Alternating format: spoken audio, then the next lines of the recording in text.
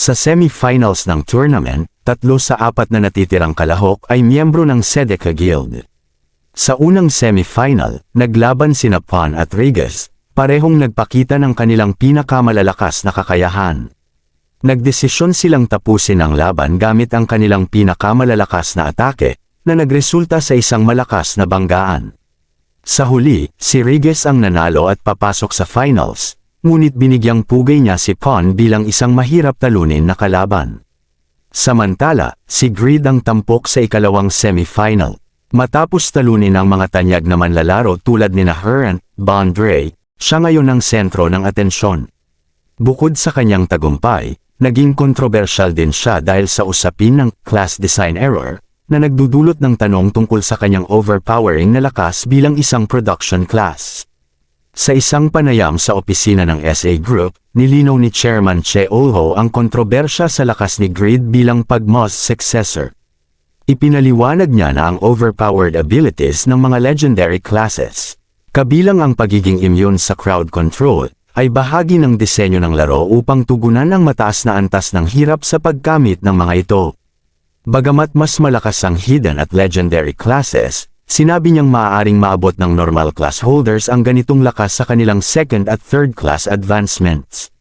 Sa kabila ng malinaw na pagpapaliwanag, inamin ni Che Olho na hindi lahat ng tagumpay ni Greed ay naaayon sa kanilang orihinal na plano. Dahil sa sunod-sunod na pagkabigo ni Greed sa paggawa ng mga legendary equipment, nakaiwas siya sa mga penalidad at nakalikom ng mas mataas na stats kaysa sa inaasahan, na nagdulot ng mas malaking epekto sa laro.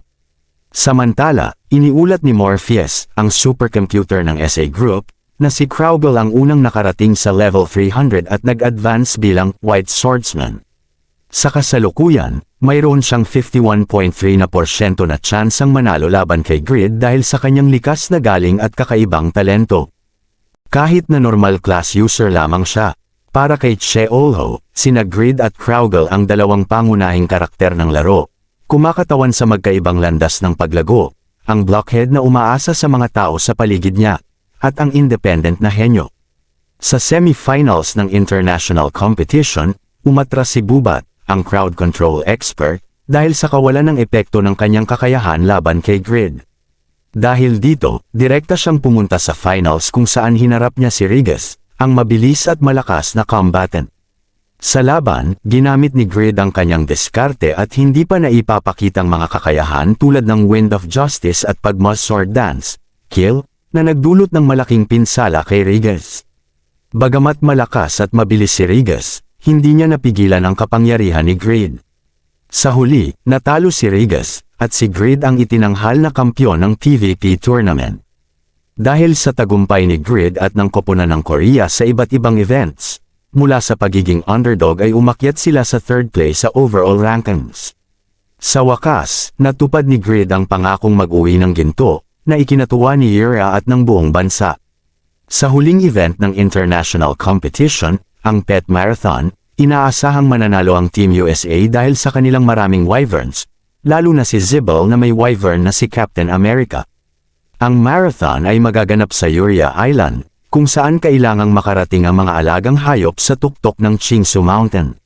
Dahil walang impormasyon na may wyvern ang Team Korea, hindi inaasahan ang kanilang tagumpay.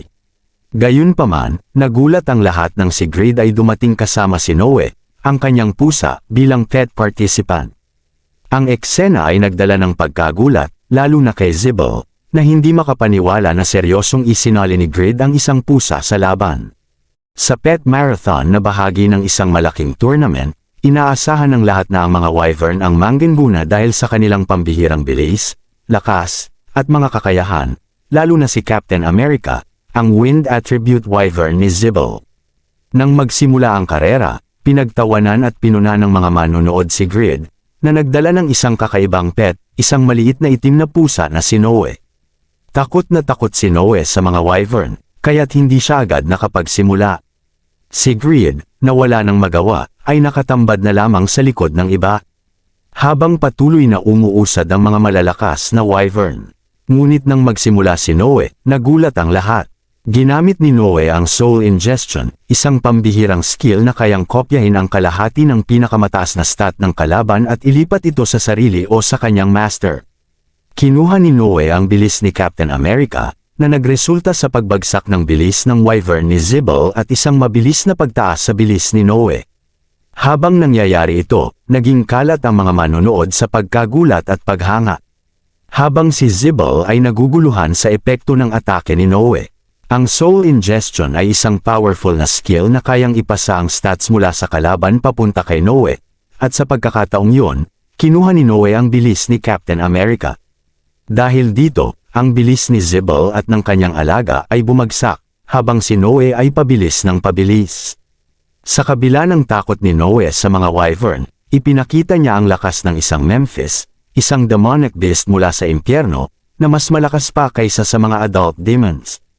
Habang ang mga ibang manlalaro ay abala sa kanilang karera, patuloy na naniniwala si Grid sa limitasyon ng skill na Soul Ingestion, na may 3 segundo lamang na epekto.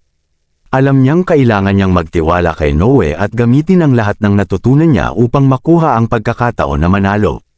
Sa kabila ng lahat ng hinagpis at pag-aalinlangan, ipinakita ni Noe na hindi siya isang ordinaryong pusa. Sa bawat paglipas ng oras, lalo siyang bumibilis at nagiging mas malakas, na nagdulot ng kaguluhan sa mga kalaban at mga manonood. Habang ang iba pang mga Wyvern ay patuloy sa pagtakbo, ang pusa ni Grid ay nagsimulang magpakita ng hindi inaasahang lakas. Sa paggamit ng Ghost Skill na nagpapabilis kay Noe at nagpapalakas ng kanyang depensa. Habang patuloy na humahabol si Noe at pinapalakas ang sarili. Nang magsimula ang mas matinding labanan, nagpatuloy si Noe sa pagpapakita ng kanyang lakas. Kahit pa siya ay patuloy na tinatamaan ng malalakas na atake mula sa mga Wyvern. Gumamit siya ng Scratch, isang skill na nagdulot ng petrification sa kalaban at malaking pinsala, na nagbigay daan kay Noe upang makalampas sa mga atake at patuloy na manguna sa karera. Habang patuloy ang kaguluhan at ang mga Wyvern ay nalilito, si Noe ay nagpatuloy sa pagtulak patungo sa finish line. Nanalo si Grid sa pet marathon sa tulong ng kanyang alagang si Noe, ang pinakamalakas na demonic beast ng impyerno. Sa kabila ng pagiging underdog at panlalait mula sa iba, nagtagumpay si Noe laban sa mga Wyvern ng Team USA. Dahil dito, naselyuhan ng South Korea ang tagumpay sa kaganapang ito, bagaman nanatili pa rin sa unang pwesto ang USA sa overall rankings ng kompetisyon. Pagkatapos ng kompetisyon, nagkaroon si Grid ng napakalaking pagbabago sa kanyang buhay.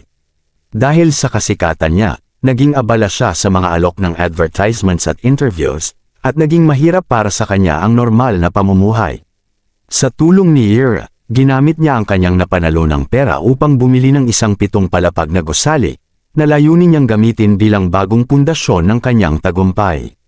Habang pinaplanuhan ito, nagbiro si Regis at Pon na maaaring lumipat sila sa South Korea, habang si Jishuka ay nagpahayag ng determinasyon na huwag maiwan kay Ira sa pakikipaglapit kay Grid. Sa Yubadakan, lungsod ng Hakan Kingdom, binatikos si Zibble ng kanyang mga kasamahan sa Snake Guild dahil sa pagkatalo niya sa pet marathon laban kay Grid at sa alagang si Noe. Si Asuka ay matindi ang panunumbat kay Zibble, habang ipinahayag naman ni Zibble ang kanyang plano na bumawi sa kanyang reputasyon. Layunin niyang puntahan ang City of Dwarves upang kumbinsihin si Panmir, ang rank isang blacksmith, na sumali sa kanila at maging karibal ni Grid. Samantala, sa Boncost Principality, si Ira, isang especially iya sa iglesia, ay nasaksihan ang seremonya ng pagtanggap ng bagong pari. Napagtanto niya ang lakas ng mga tagapaglingkod ng Diyos Yatan, lalo na ng First Servant, na tila isang napakalakas na NPC. Nagkaroon si Ira ng isang bagong SS-level quest, ang Path of Penance, na nangangailangan ng maingat na paglapit sa First Servant. Bagamat nag-aalangan, nanatili siyang determinado dahil ang biyaya ni Yatan ay posibleng makatulong kay Yang Wu. Samantala, si Yang Wu ay abala sa kanyang bagong kasikatan matapos ang matagumpay na paglahok sa Satisfy International Competition. Sa kabila ng tagumpay, labis siyang pagod sa sunod-sunod na mga broadcast at komersyal, na nagdulot sa kanya ng labis na stress at kakulangan sa tulog. Sa kabila nito, nananatili siyang determinado na muling mag-focus sa Satisfy upang magpatuloy sa kanyang tagumpay, lalo na sa paggawa ng mga natatanging kagamitan. Pag-uwi niya, sinalubong siya ng kanyang pamilya ng masarap na hapunan bilang pagpapakita ng suporta sa kanyang pagsusumikap. Pinuri siya ng kanyang ama dahil sa muling pagbangon ng kanilang pamilya at sinigurong hindi na siya kailangang mag-alala pa tungkol dito. Ngunit kahit na nakuha na ni Yang Wu ang mga pangarap niyang financial stability at nagtatayong gusali, naguguluhan siya sa direksyon ng kanyang buhay ngayon. Habang sinusuri ang kanyang online fan base sa 10 oras ng gabi, nadiskubre niya ang lawak ng kasikatan niya. Ngunit napansin din ng kapatid niyang si Sihi ang patuloy na pagpupuyat niya, na ikinabahala nito. Habang iniisip ni Yang Wu ang tungkol sa hinaharap, napagtanto niya na ang susunod niyang layunin ay palawakin pa ang abot ng kanyang mga pangarap, na nangangahulugang gumawa ng mas malalaking hakbang sa kanyang buhay at sa laro. Sa Winston, biglang naging abala ang pandayan ni Kan dahil sa pagdagsa ng mga manlalaro na humahanga sa mga dekalidad na kagamitan na ginagawa ni Grid. Kahit na may 4 na manggagawa na tumutulong sa kanya, hindi siya magkanda-ugaga sa dami ng mga parokyana. Habang naguguluhan si Kan sa biglaang pagtaas ng interes sa kanyang pandayan, dumating si Euphemina, matapos ang mahabang panahon. Masaya silang nagkamustahan, at ikinwento ni Euphemina ang kanyang paglalakbay upang makuha ang item production method. Nagbalik siya sa Winston upang humingi ng tulong kay Grid sa paggawa ng pinakamahusay na orb. Sa Winston Castle, ang mga assassin na sina Sniffer, Curb, at Shy ay nagplano ng paghihiganti laban kay Grid sa pamamagitan ng pagpatay sa isa sa mga pinagkakatiwalaang tauhan nito. Gamit ang kanilang mataas na antas ng stealth, determinadong ipakita nila ang sakit ng pagkawala ng isang mahalagang bagay, sa tulong ng kanilang bagong skill at suporta mula kay Shadow. Samantala, si Grid ay nagplano para sa mas mataas na layunin ang maging isang lord. Tinawag niya si Lowell gamit ang Summon Knight skill upang humingi ng payo. Lubos na natuwa si Lowell, na matagal nang hinihintay ang desisyon ni Grid na umakyat sa mas mataas na posisyon. Ayon kay Lowell, ang unang hakbang ay ang pagpapalakas ng impluensya sa pamamagitan ng pag-disband sa Sedeca Guild at pagbuo ng bagong guild na pamumunuan ni Grid. Bagaman may alinlangan si Grid, napagtanto niyang makatwiran ito. Sa gitna ng usapan, nakatanggap si Grid ng mensahe mula kay Euphemina na naghihintay sa pandayan ni Kan. Nag-alala si Grid dahil sa pangako niyang gumawa ng mataas na kalidad na kagamitan para dito. Sinabi ni Lowell na ang pagkuha kay Euphemina sa kanyang panig ay magbibigay ng malaking tulong sa kanyang mga plano bilang isang lord. Sa parehong oras, ang mga assassin na pinamunuan ni Shy ay naghihintay ng pagkakataong umatake sa tauhan ni Grid. Nahanap nila ang kanilang target at naghanda na para sa kanilang pag-atake. Ang Orator ay isa sa pinakamahirap na klase sa Satisfy. Gamit lang ang mga librong mahina ang attack power at ang skill na Spiteful Tongue na may mahabang cooldown. Wala silang defense, escape skills, at napakababa ng health. Dahil dito, nakadepende sila sa pagsasalita para umusad, dahilan kung bakit itinuturing itong pinakamahirap gamitin. Samantala, iniisip ni Lowell ang tunay na potensyal ng Orator. Bukod sa pagpapataas ng morale sa militar, mahalaga ito sa mga noble dahil kaya nitong impluwensyahan ang masa. Sa tamang paggamit, maaaring magdulot ito ng pagbabago sa kapangyarihan, ngunit mahirap manatiling buhay sa ganitong kaos. Nagaganap ang laban sa pagitan ni Heroy at ng mga assassins na pinamumunuan ni Shy, Curb, at ang S-rank assassin NPC na si Chasm. Kahit na Orator si Heroy, nagawa niyang baligtarin ang laban gamit ang kanyang natatanging klase at kasanayan. Ginamit niya ang Spiteful Tongue upang baban ang depensa at atake ng mga kalaban at ang Unbreakable Justice para sa isang malakas na AoE critical hit, na nagdulot ng malaking pinsala. Habang patuloy ang laban, ipinakita ni Heroy ang lakas ng kanyang pangalawang klase bilang Apostle of Justice's partner, na nagbibigay sa kanya ng malalakas na skill tulad ng Unbreakable Justice at mataas na resistensya sa kahirapan. Sa kabila ng mga atake ni Chasm, nanindigan si Heroy bilang isang tapat na alagad ni Grid. Sa gitna ng labanan, lumitaw ang Wyvern ni Heroy, na may mataas na morale mula sa kanyang inspirasyon. Ang pagsasama ng overgeared equipment, matataas na skill, at pet na Wyvern ang nagbigay kay Heroy ng malaking kalamangan laban sa mga assassins, na nagtulak kay Shy na tawagin siyang poor man's version ni Grid. Nagkaroon ng malaking pagsabog sa mga burol sa labas ng Winston na nagdulot ng kaguluhan sa mga sundalo. Si Jude, na tila hindi naiintindihan ang sitwasyon, ay nagbigay ng kakaibang utos na magdala ng fan upang patayin ang apoy, na labis na ikinagulat ng mga sundalo. Samantala, si Can at Euphemina, na nasa blacksmith shop, ay napansin ang insidente. Habang si Can ay nag-alala sa posibleng problema, si Euphemina naman ay nag-isip na maaaring ito ay sanhi ng isang bagong kasanayan. Sa Winston Castle, si Greed ay abala sa paggawa ng Holy Light Armor nang dumating si Lowell upang iulat ang pagsabog. Nang marinig na malapit ito sa shop ni Can, agad na nag-alala si Greed at iniisip kung may masamang nangyari sa kanya. Sa gitna ng laban, nagdusa si Heroy mula sa mabibigat na atake ni Chasm, isang third advancement assassin na bihasa sa shadow manipulation.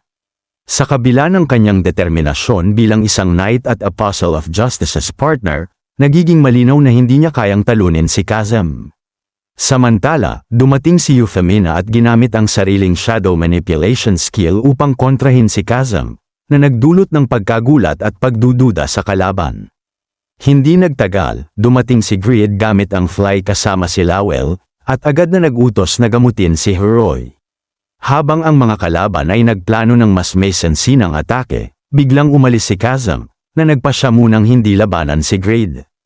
Naiwan ang mga kasamahan ni Chasm, at iniutos ni Lowell na hulihin sila at dalhin sa kulungan.